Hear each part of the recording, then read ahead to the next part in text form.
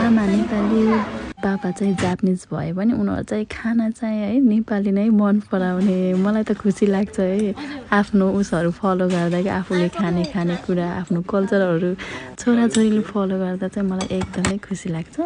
अनि उनीहरूलाई चाहिँ म नेपाली रेस्टुरेन्ट कहिलेकाहीँ लिएर गइराखेको हुन्छु। हामीले चिनिराखेको रेस्टुरेन्ट हो अनि त्यहाँनिर चाहिँ सर्भिसहरू पनि टन्न दिनुहुन्छ। अनि बहिनी पनि हुनुहुन्छ एकदम धेरै माया गर्नुहुन्छ होइन।